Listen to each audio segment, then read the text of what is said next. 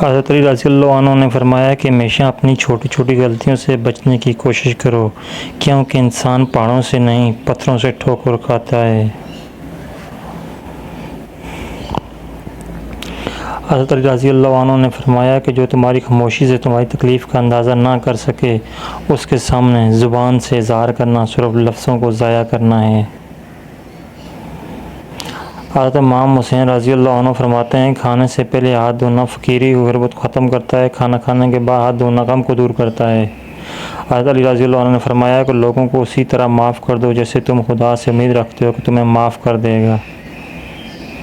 خاموشی عظیم نعمت ہے، بالخصوص اس مقام پر جہاں اختلاف زیادہ، آوازیں بلند، علم کی کمی اور دلیل کی کوئی اوقات نہ ہو۔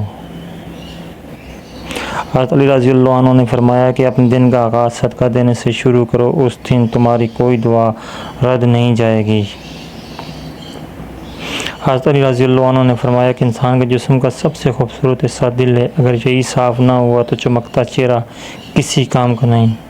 حضرت علی رضی اللہ عنہ نے فرمایا کتنے ہی ڈھونڈنے والے نا امید ہو گئے اور کتنے ہی ڈھونڈنے والوں کو روزی دی گئی۔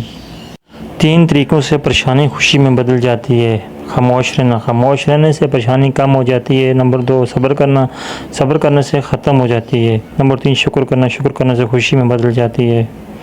حضرت علی رضی اللہ عنہ نے فرمایا کہ 3 انسان 3 چیزوں سے محروم رہے گا، غصے والا صحیح فیصلے سے، جھوٹا عزت سے اور جلد باز کامیابی سے۔